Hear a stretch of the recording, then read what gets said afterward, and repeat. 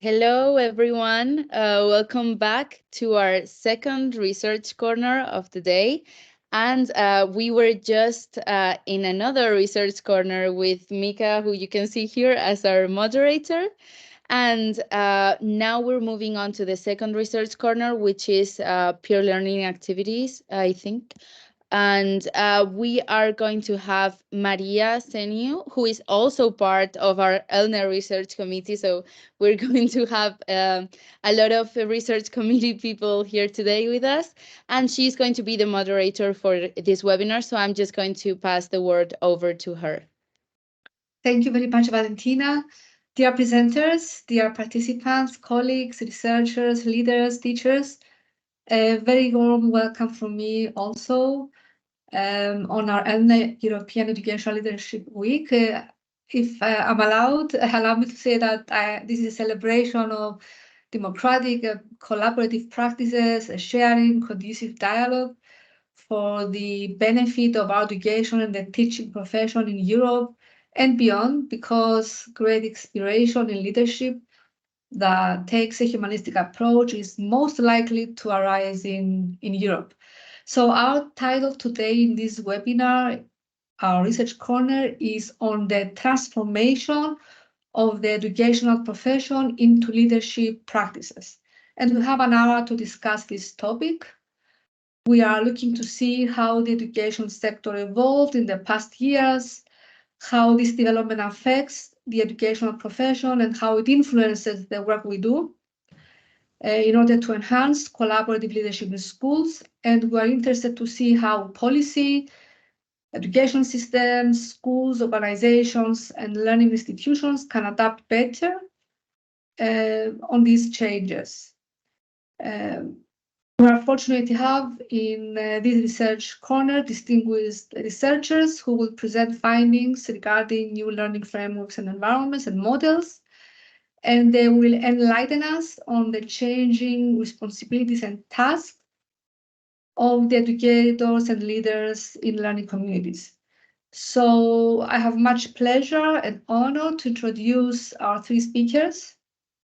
Distinguished researchers who will offer insights on the topic. First, Katalin Tóth-Pjeczka, a researcher and lecturer at the EELW Institute of Education at Eötvös Loránd University in Hungary, a researcher at the Learning Institute of Matthias Cornelius Collegium, and also an educational developer at Óbuda University. Then we have Dr. Sarah Fichtner, a senior researcher and project manager in the field of school research at Fichtner in Germany. She leads the Cornelsen School Leadership Study, the Cornelsen Education Index, and the evaluation of the Lions Quest program Erwachen Handel. So feel free to correct me, please, of the accent. Erwachsenhandeln, it's to act sorry. like an adult, or yeah. Okay. And last but not least, we have the Dr. Loes van Wessum, who is a researcher at Windelsheim in the Netherlands, currently working on the research group of teachers and teacher educators in inclusive learning environments. She's also a docent at ABS, an academy for school leaders in the Netherlands, and she conducts research at Asia also. I would like to invite our participants, the audience, to use chat in order to address questions, please, and use this as a forum for discussion and exchange of ideas. So thank you all for coming here and offering your time and energy for this. So first we start with the first research showcase by Katalin Tóth-Pjeczka, Dr. Katalin Tóth-Pjeczka, on a discussion about the role of adaptive leadership support in creating an institution-tailored learning environment. So this would be a 12-minute interview. So Katalin, let's discuss. My first question to you is to explain briefly what your research was about and what were the main findings, please. Thank you. Hello, everyone. Let me convey the greetings of my colleagues as well, because the research I'm going to talk about is not my own individual work, but a huge team is behind. And the part I'm going to talk about is a teamwork of my colleagues Rapos Nóra, Lena Csándor, and Cető Krisztina. So they cannot be here, but the greetings from Hungary. And if you let me share some slides, that would be maybe helpful. I'm going to talk about our research project, which is a very long and really huge research made in Hungary. It's a mixed method research, a nationwide and representative research called MOTA. And the abbreviation MOTA comes from Models of Teacher Learning. So this huge research from the Institute of Education at Eötvös Loránd University was focusing on the teacher's learning. As we all know that the quality of the education system is really hugely influenced by the teacher's quality. So we were really interested in what can we see here in Hungary. And as a mixed method research, there were quantitative and qualitative part. In the quantitative survey research, we had more than 5,000 respondents from teachers and school leaders. But now I'm going to talk a little bit about the qualitative part, which was 6 case studies. 6 organizational case studies where we used expert sample, which means that the selection criteria was based on our prior knowledge of the schools that were innovative and characterized by knowledge sharing. So we try to analyze this good example of professional development in schools. So it is a kind of horizontal secondary analysis that I'm talking about. And it is focusing on the school leadership. Should I go on, or would you like to ask questions? Thank you. I'm going to start with some questions, and if there is something we miss, by all means, feel free to show what you think we should listen. So you seem to have a great amount of data there and a strong, robust methodology. So based on this experience, we would like to hear to your insights on as to why is it important to create the appropriate learning environment, and what are the areas that this has an impact on? Okay, well, education science knows about the importance of learning environment regarding students, and we do a lot about it. But to enhance the teachers' quality, we need to, the teachers need to learn during their practice. And this is a kind of workplace learning we are talking about. And the learning environment of this workplace learning is not so much scrutinized yet, not so deeply known. In our research, we try to discover this area. And while the teacher's continuous learning and development on the field, in the practice, is mainly about collaborative learning. We could say that there are many different paths to learn, but there are a lot of use and effect of the collaborative learning. Teacher collaboration has a potential to develop that is not used in its full potential yet. And we already heard here in the webinar week a lot about collaborative learning and professional learning communities. And we were discovering many teachers' collaborative learning examples in Hungary as well. And what we see is that the well-being of teachers is related to the existence of this collaboration, these collaborative communities, because to share the burden, to share the problems, and to find common solutions for the problems is something that affects the quality of teaching.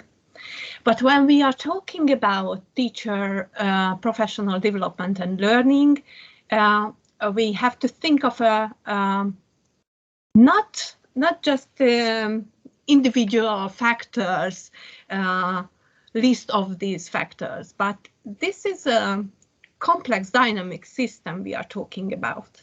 The schools and teachers are complex dynamic systems that all the factors has connections to each other. Mm-hmm. So what we found here in our research is that it is important to think not in the list of good things and bad things that can influence the teacher's learning, but more of how to say properly, a complex system. That's the best way to express it, where the relations are mutual, and one little factor could affect the others, and then it affects back.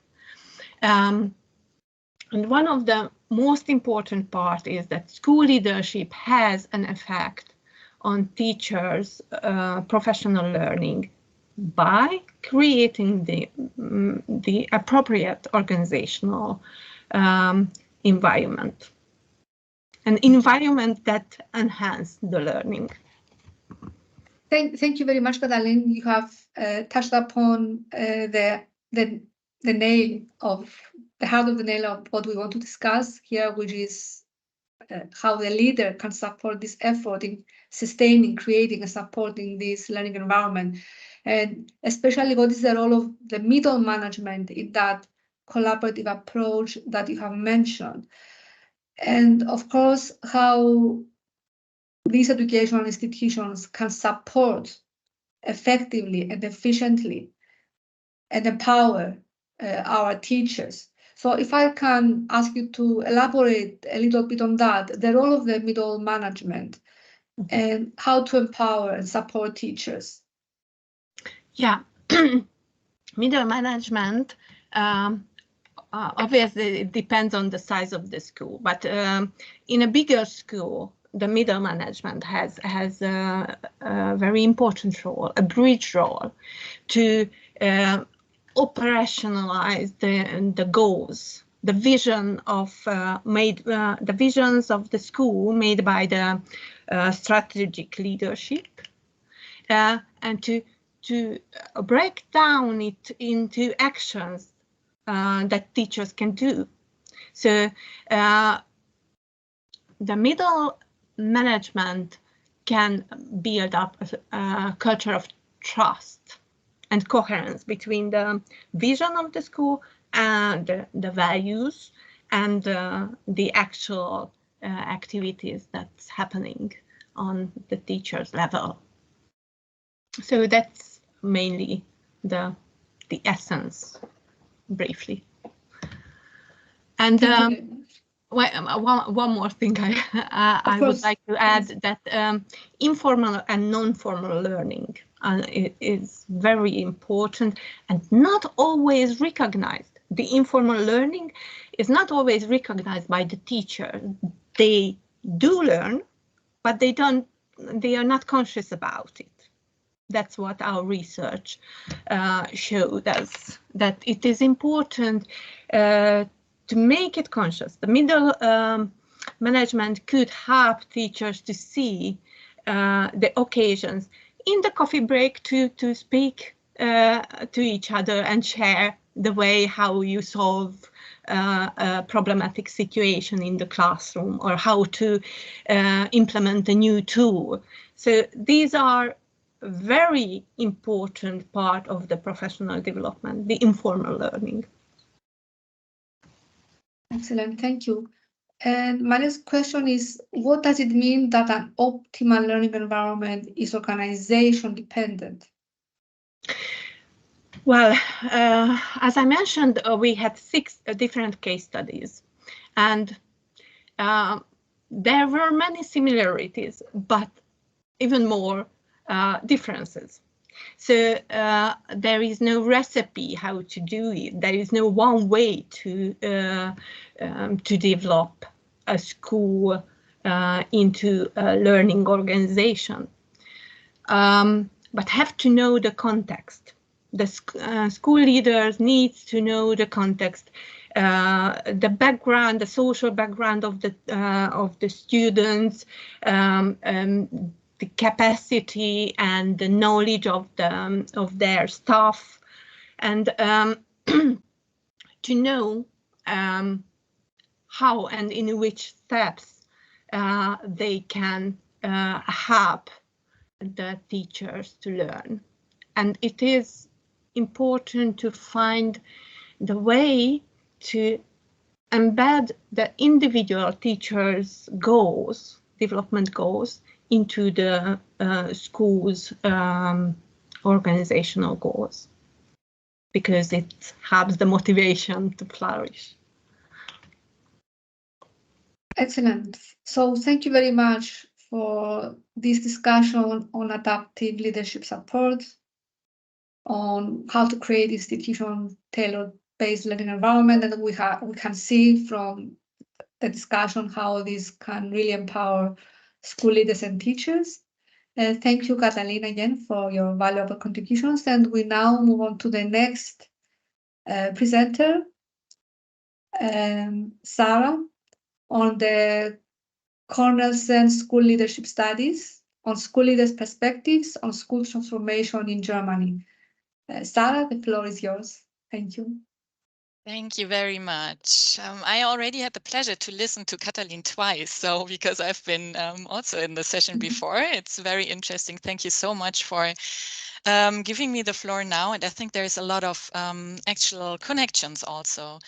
So I don't have any slides, and I will start with briefly explaining again what we were doing, right? Exactly. Yes, thank you. So you. this is the same first question on your research and your findings. Thank you. And then we follow the dialogue. We follow the same format.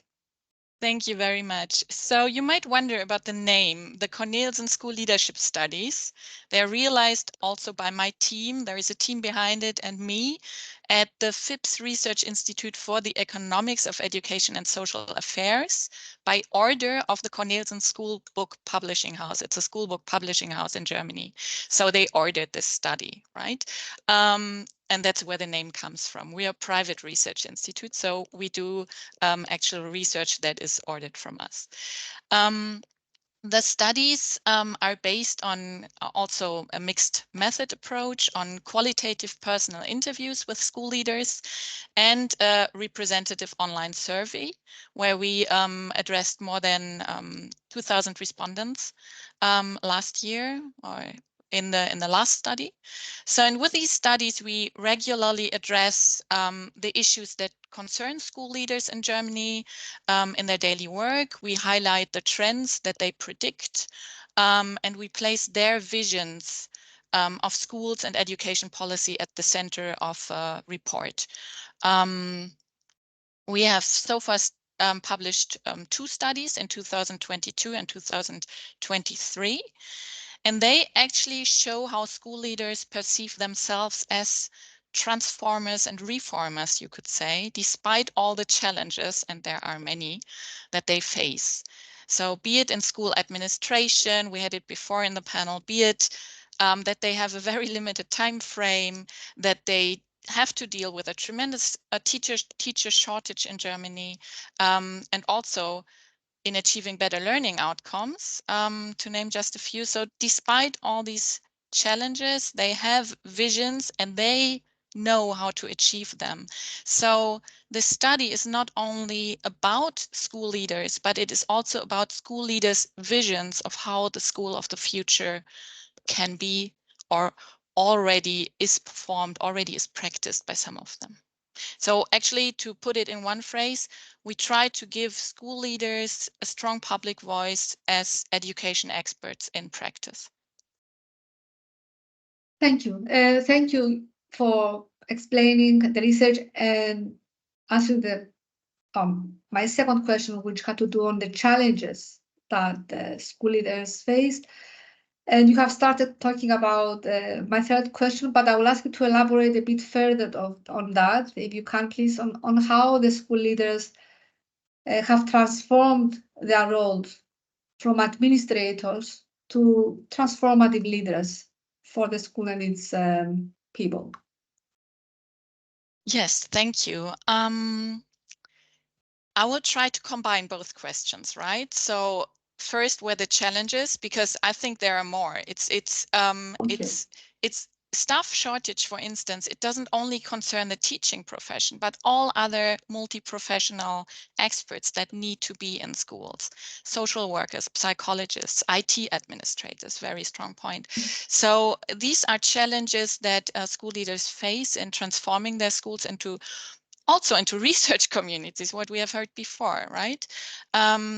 Too much administrative work takes away their time from school development. I can just throw in some numbers. 80% of school leaders want to focus their work on strategic school development and student learning, but 64% say they can only spend 3 hours a week on conceptual work on school development. 60% say they spend more than 10 hours a week on administrative tasks. So just to give some numbers for the discussion we also had before, why can't school leaders, transform their visions into reality? Some are really bound by their day-to-day administrative tasks and also teaching tasks. And also, this is another point, and it connects to your second question, changing leadership structures into more agile, more collaborative forms with flat hierarchies is super difficult when you're integrated into a very hierarchical, in Germany also federal state system with very strong bureaucratic rules. So challenges are also the lack of trust and autonomy from superior structures that school leaders face in Germany. So how, nevertheless, can they transform? It has a lot to do with their self-perception as transformers, as reformers, and also this transformation from not being a head teacher. I mean, this is still definition used in some English-speaking countries, right? You're the head teacher, so you're a teacher who's also responsible for managing, for administrating the school. But this role, this self-perception, has moved on to being a leader, being a transformative leader, having a vision, and taking everyone on board. So, and I would add also, it has a lot to do with an openness and a culture of curiosity that leaders have to embrace. This is not only the case for schools, but for every leader in every enterprise also. It has to do with the training and coaching they receive. I say coaching because training, it's not done once and then that's it. There needs to be continuous training. That's also what school leaders ask for. It has a lot to do with the stimulus and the peer exchange from school leaders from other countries, for instance, but also inside Germany, from networks, from academies. For instance, we have this German School Prize, and there is a school development network that formed out of the schools that actually signed up for winning this prize. So they support each other. I mean, Elne is another example, right? And one interesting point is that the most transformative schools are often also the ones who find bureaucratic loopholes and who are open about it, that they actually stretch their autonomy from official rules, so to say. But also stretching this autonomy requires trust from the superior structures. So, and also from the whole school community, trust that the leader is going in the right direction, that we are all going in the right direction, basically. And I mean, a lot of schools also in Germany, but I think this is a more common thing, don't have one school leader, but they have collaborative school leadership teams. So yeah, this was a lot, but I think this is the way to transform also schools into more learner-driven communities. Yes, trust seems to have a great role in that, and of course, then it's how you build this trust and maintain this trust within and beyond, and in connection with everything. So my next question is, what are the main suggestions that school leaders have for the policymakers in relation to this transformation? I think it directly comes out of what I have been saying before. The whole structure, we had it also before in the discussion, the whole school administrative system, the inspection. In Germany, it's not called inspection anymore, but Schulaufsicht, it's basically the same. This whole structure would need to be changed. The people working inside would need to change, because it's very difficult for one school to be transformative, have flat hierarchies, be agile, be maybe even holocratic, or, you know, there is schools that try to practice that. But if you're in a system that is so rigorous, it's hard to achieve. So I think it needs very systemic approach that rethinks the outside and the inside of schools together. Another number, 91% of the school leaders in Germany believe that the authority to develop, organize, and offer quality school education should lie at the individual school level, which is not the case in federal Germany. It's even not at the central level. It's at the federal state level, which adds another complex layer. So school leaders would like to have the autonomy over their personnel, over their budget, over their curriculum, but this is not yet the case in Germany. And I think therefore the discussions, the ability to compare our different experiences is sometimes quite difficult, because the contexts are very different in Europe. Yes, so I think it would need a systemic change from control to support on every level, from the students up to the ministry. Absolutely, I come from a similar system, and I think it's a matter that takes time and effort, and maybe discussion and examples from other European countries and areas may help ease the problem and make changes more fast and more beneficial for the students and the teachers. So thank you, Sarah, for your insights and valuable input from the Cornerstone School Leadership Studies. And we now move on to the third part. And we have our third speaker, Dr. Loes van Wessum, who has another 20-minute slot to present her research, so no more question from me. And Luz will talk to us about the learning therapy. So this is an aligned model for continuous development of teachers and school leaders. Luz, the floor is yours. I'm not going to present research, but I'm going to present a model I have based on doing a lot of research and a lot of theoretical reading as well. And it's very nice to hear the previous presenters, because I think we're in the same field and looking for the same kind of what can help schools to do a better job. Let me talk you to the model.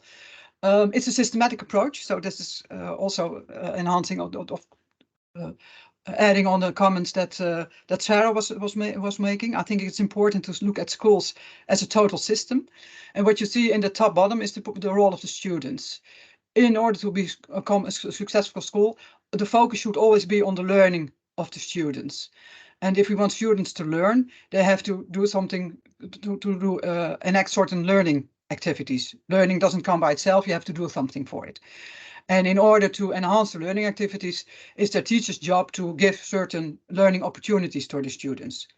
And it's always focused on some kind of learning outcomes. And learning outcomes, I approach it in a very broad way. It's about what you think as a school is important. And I'm lucky I work in the Netherlands. In the Netherlands, schools have a very great amount of autonomy compared to other European countries. So in the Netherlands, it's easier to pronounce your own learning outcomes for your students. You can pronounce a very strong vision about what we like our students to learn. Of course, there are governmental issues that you have to touch upon. You also have to give students a good way in preparing the exams. But in Dutch schools, you have a lot of opportunities to say, well, this is what we think is important to enhance the learning of our students. If students leave our schools, we want them to be better in this or this.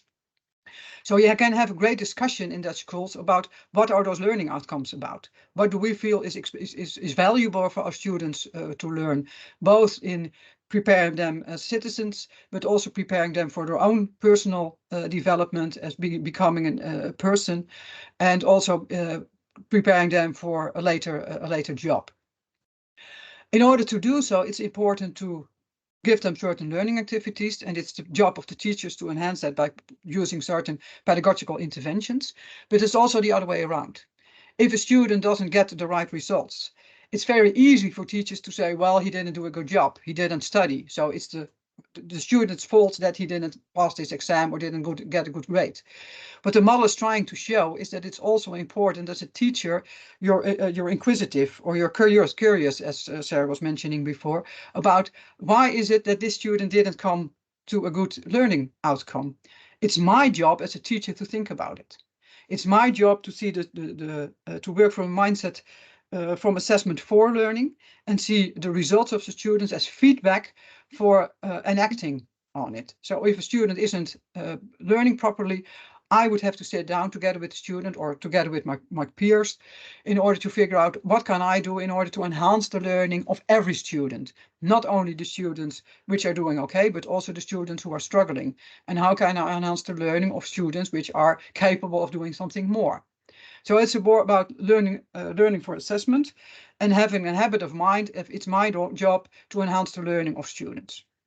In order to do so, and Katalin, you also mentioned it, it's very important for teachers to work together, to collaborate, and to learn collaboratively. Because being a teacher, it's very difficult, it's very lonely sometimes, and it's very good to look at the student results together with your colleagues in order to figure out what can we do in order to enhance the learning of the students. And if you do it properly in your school, this will also enhance the collective efficacy of teachers, the feeling that, yes, we can make the difference together, which is an even bigger, which can make a big difference in students' life, even bigger than the home environment they're from. And as a school leader, you can play a huge difference in enhancing that feeling of collective efficacy. And you can do it as looking at a school leader as being a teacher of your teachers, not being a head teacher.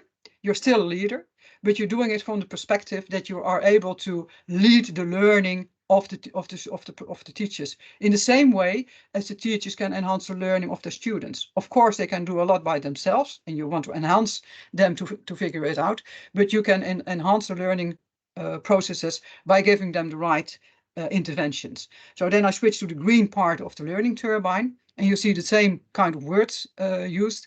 It's about learner-centered leadership, or about leading for learning. And you enhance the teachers to figure it out. What are my learning outcomes? We're not accustomed to speak about learning outcomes of the teachers, but if you look at the learning turbine, it's good to use the same sentences, the same words, in order to enhance the alignment and coherence within the system. So if you speak about learning outcomes of teachers, I mean, what do teachers have to learn in order to provide all the students the right learning opportunities? And you can think about it. And in a lot of countries, we have the professional standards, which you can use as a reflexive tool in order to figure out, okay, you as a teacher or I am as a teacher, what do I have to learn to become a little bit better every day? And it's the teacher's job, together with school leaders, to figure it out and to think also, what are my learning activities that I can undertake in order to become a better teacher? For example, lesson study is booming all over the world. It started in Japan, but it's booming also in European as a very strong professional learning development, because it consists of collaboration between teachers. It's consisting of developing new learning materials or new learning environments for students. And it's about inquisitive inquiry, looking at, okay, what makes this works? And that's very important for schools. In order to provide teachers with the right learning opportunities, you have to give them those learning opportunities, which are based also on what we know from research about successful professional development programs. And there are 3 strategies which are used in lesson study: collaborative working between teachers, inquisitive habit of mind, looking at inquiry, looking at data, and designing new learning opportunities for students. So that's the job of the school leader. And in the same way, he also has to learn that how to become a better school leader. And in the Netherlands, we work with school board. On other countries, you can see it like districts or boards, if we work with the boards as well. And it's the job of the school board or the district to enhance the learning possibilities of all school leaders. And again, it's plural, because a school leader isn't doing it on its own. It's also mentioned by Sarah, I guess. But you have to do it collectively. And the school board can take the same role as teachers do with the students, as school leaders do with the teachers, and school boards can also take the same role with looking at the school leaders. They can enhance the learning of the school leaders by providing them with lots of learning opportunities. And again, it's important to figure out what is it that we need to learn in order to become better, enhancing the learning of our teachers. And again, I use the word learning outcomes of the school leader. And again, in a lot of countries, there is a professional standard for school leaders, which you can use as a reflective tool in order to figure out, okay, what do our teachers need? What does it mean to me and for me? And how can I develop my own interventions? In the Netherlands, we have a professional standard which contains of 2 topics. It's about leadership practices. So what do leaders do? And it's about the personal resources. Who am I as a school leader? And those 2 combined can be seen as the learning outcomes of school leaders. If you work evidence informed, if you know what you can use and practice based, then you can use those leadership practices and personal resources in order to become a better leader. So teachers can become a better teachers. So students can learn better. And I've tried to find a model in which to show the alignment, and I came up with a turbine. Because first I called it a pumpkin of Loes, but it didn't sound right. So I thought, well, no, it's a turbine. It's a better word, because it also ignites the fuel of the learning within the school. And what you see is that the school board, the impact of the school boards on the learning of students is indirect, and that's shown within the learning turbine, because it goes via the learning of the school leaders, via the learning of the teachers, and then it goes into the learning of the students. But as I mentioned before, in the Netherlands, we've got very autonomous schools and boards. So it's very important for the school board also to discuss what kind of learning outcomes do we feel are valuable for our students. And that's why the learning outcomes for the students are next to the interventions of the school board, but it goes indirect via the looping of the learning of school leaders and the learning of teachers. In the middle, in the heart of the learning turbine, I mentioned a strong learning environment. And we used that term in order to look at the learning of students, but I also used the term in order to look at the learning of the professionals. And you could also say, well, it's a school as a learning organization or a school as a professional learning community provides such a strong learning environment. It gives you time to collaborate with each other, whether you are teachers or school leaders, that doesn't matter. You need time to figure it out and to work together. But it also has to be about, for example, casting the people in the right direction. Are the school leaders at the school where they can make the biggest difference? Are teachers at the school where they can make the biggest difference? As everyone in the school has got enough, gets enough excited about the job he is doing, and is it also intellectually inspiring to you, or you're just going through the motions. And especially developing an environment in which it's normal to collaborate with each other, in which it's normal to investigate with each other, and it is normal to design things, then you can really make a difference. So teachers matter, school leaders matters, and school boards matter. Thank you. Thank you very much, Luz. I really like the turbine metaphor. It's a great metaphor. It's got a lot of movement from point A to point B. It implies a lot of energy as well as empowerment. And thank you for explaining all the connections between the different elements. Thanks, Thank you. everybody. I love to do it.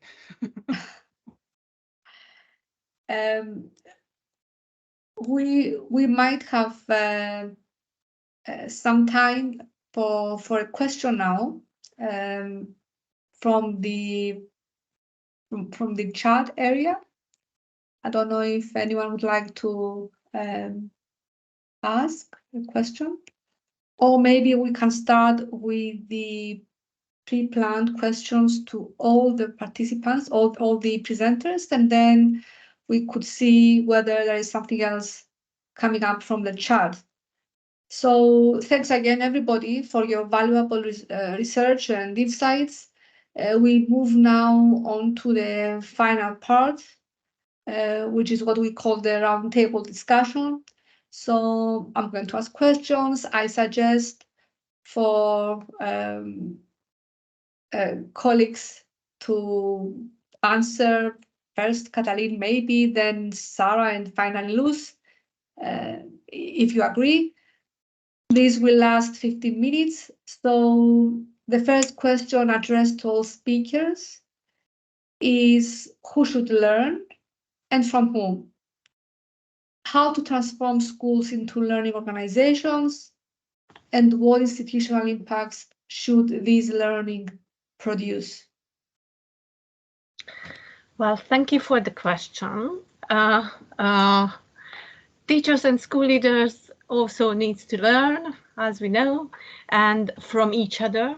That's the best way, as the research shows, that not the universities could teach how to teach and how to do it the best way, but teachers learning from each other within the school and outside of the school, from even other sectors. In the previous webinar, we were talking about it a little bit, that it is not only the education sector that good practices come from, but we need to look outside of our little boxes of classroom and education as it is used to be. So we all need to learn. That's the very brief answer. I totally agree.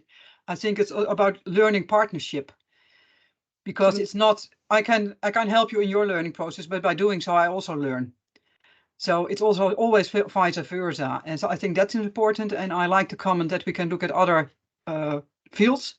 And I think especially the field of human relations research, or human resources research, or human development research is very important, because there are a lot of examples of providing learning opportunities to professionals in which schools could learn a lot. I'm always surprised. I mean, school is about learning, and we know a lot about the learning of the students, but we seem to forget that it's also important for all the other actors to learn. Exactly. This is what I meant when I just had this thought that, I mean, I was writing learner-centered leadership before, as it is such a buzzword, but then I was like, no, this is misleading, because it looks from the teachers and school leaders' perspectives on the learners, but it doesn't take yourself as also the one who's learning. So it should be learning-centered leadership. I think we should use that term. And yeah, you're absolutely right. School leaders, teachers, everyone should also learn a lot from their own pupils. I mean, even when it comes to not even, I should cross out even. When it comes to school architecture, I mean, child-friendly architecture is also, why don't we ask the pupils themselves what they need? Or how they actually can learn well. It's so obvious, but as you say, it's often not on the menu. And teachers coming out from universities are often quite far away from the kids they are that they are teaching. So I think there needs to be a much more holistic and systemic approach on, yeah, that we are all the learning family. Like, let's take that serious. And yes, there was another question that was actually also by me. It's not a question, it was a comment, and I took it from the panel before. It's, for me, it's so much also about curiosity, about being like strengthening this culture of curiosity as something that is very positive and that is a motor, is a turbine that keeps the turbine going. Also curiosity for taking outside experts in. And also I would add future studies. Like here in Germany, we have a school that I find very innovative. They send their pupils out to the Futurium, which is a museum for future skills. And the pupils go there themselves with an iPad every week, one day, and do tasks and just connect with their teachers who are not teachers anymore, but more accompanying educators. And so the whole school gets inspiration from these outside learning environments inside their own schools. Yeah, so that's the future. Yeah, I think you mentioned a very important point. That the learning environment is broader than just the school. Mm-hmm. And I think it's also, we still talk about teachers. Exactly. And perhaps we also have to broaden that concept, because there are a lot of other actors who are providing learning opportunities for students or pupils or children, whatever age you are talking about. So I think it's also important, if we want to be future-proof education, it's also important, why can we enhance interprofessional collaboration in order to enhance the learning of the students? Because it's not only the teachers who can do the job.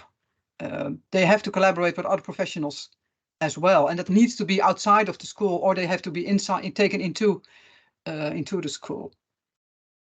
So if we look at the word professional learning community, I think the word professional, I just put an S on it. Professionals should be taken in a broad sense.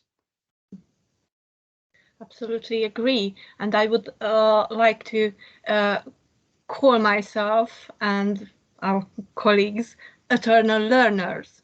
So to consider ourselves not a professional that who is ready and knows everything.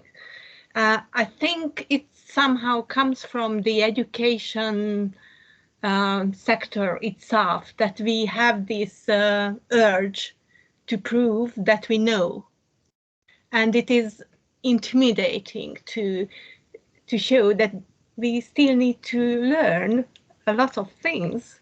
But we are in the 21st century when we have to face it, that we need to learn all the time, and it cannot be stopped if we want to be good educators or professional learners.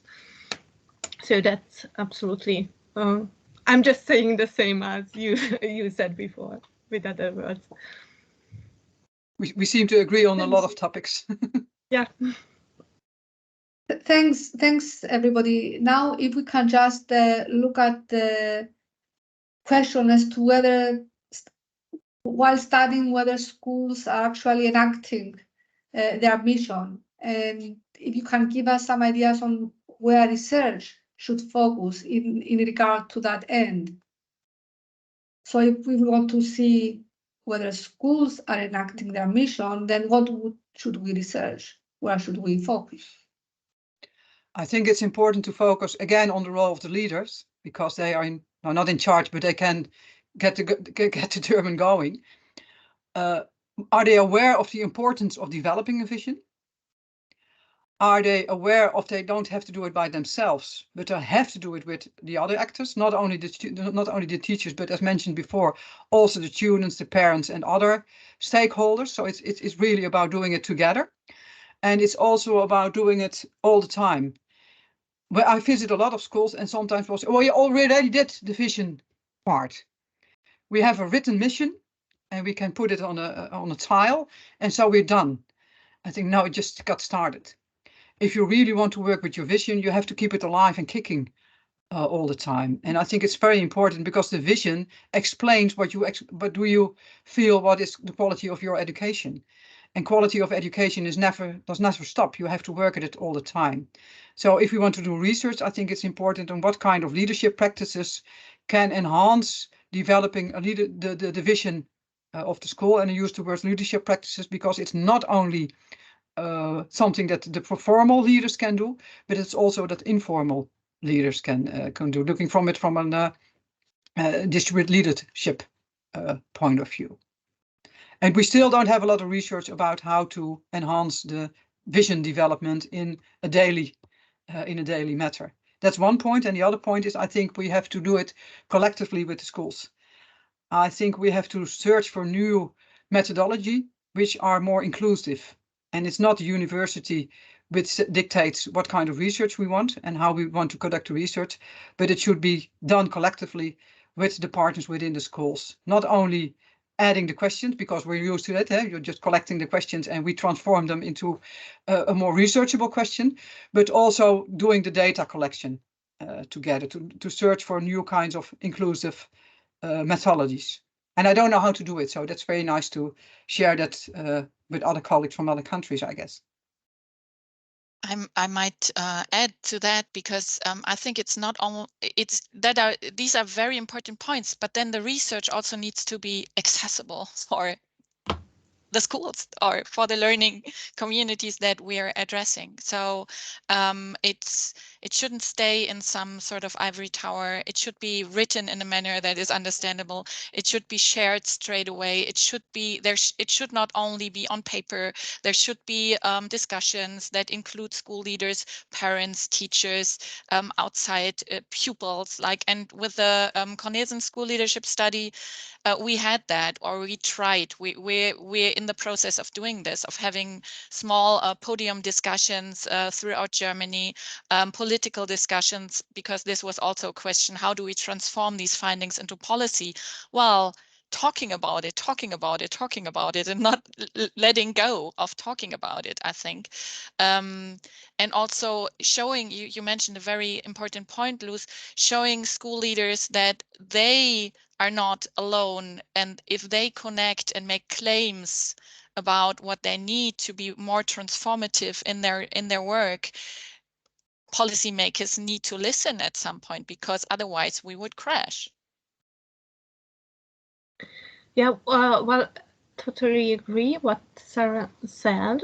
And I would like to add that maybe European Union could use a program where those school leaders who are willing to support this kind of development, they can meet, they can discuss, and also programs where they are rewarded in some way.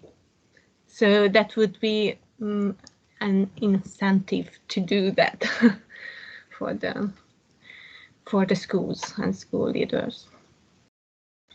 And about the research, if I understood Luz well, I just want to emphasize that the schools itself should suggest what the research should be on, so that what they are struggling with, what they need to know, and if we ask them and try to involve them into the research, that would make a real impact. I think action research would be much more needed than it is nowadays in education.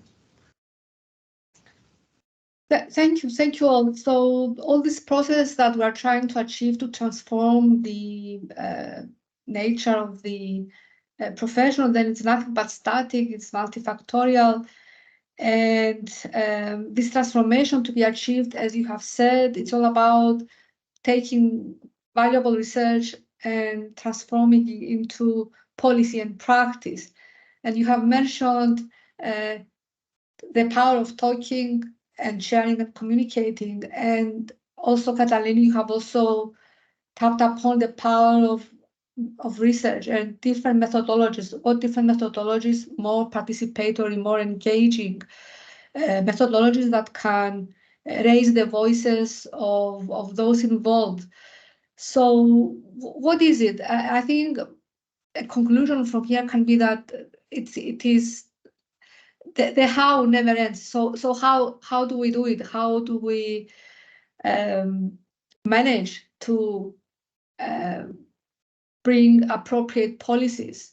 How do we raise practices? If you have a final comment on that, please. All three of you, of course.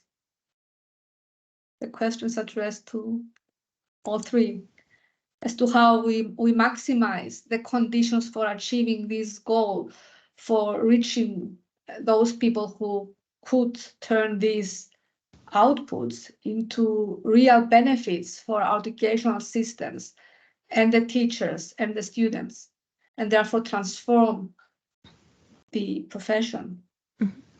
It's a hard question because, go ahead. Sorry. As I read in the chat, Cecile suggested Erasmus Plus as a feasible program for this kind of platforms, and it is. Yet, if we somehow focus it towards the leadership, to make it more appealing for the leaders, school leaders, because if they don't, at least in Hungary, I can only speak about the Hungarian situation. If they don't feel any benefit of spending time on it, they won't. I mean, they use Erasmus Plus for many reasons, but not to develop directly the school leadership according to the professional development needs.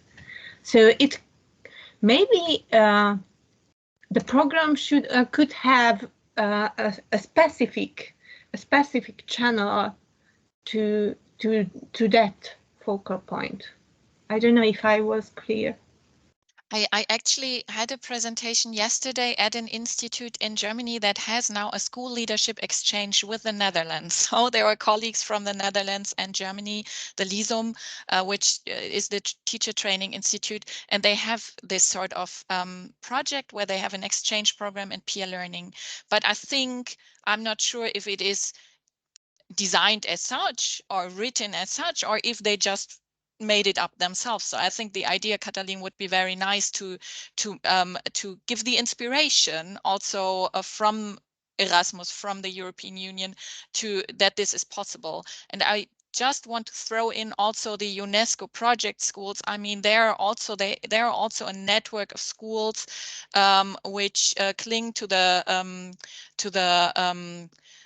UN framework, and they have special programs to actually for peer learning in line with how we design future schools and future leadership. But it is hard. I think also the Erasmus Plus, I mean, these are little projects, but what is missing, I think, is the big umbrella. Mm-hmm. Okay. Thank you. Thank you very much, ladies. Extended thanks to the participants. Thank you very much for your valuable comments and questions on the chat. This has been very stimulating. I hope you enjoyed it as much as I did. And looking forward to the rest of the seminars and our next webinar shortly at the Research Corner at 4 p.m. So thanks again, and enjoy the rest. If I can just say finally, thank you again. Thank you so much, Maria, for moderating. And we will have our lunch break now, and we will come back at 1:45 for our next webinar, which will be on international teachers for the transformation of schools. So actually, my colleague has put the link in the chat if you want to go there to receive your link for the webinar. And we'll see you after lunch. So have a good lunch break. Thank you very much.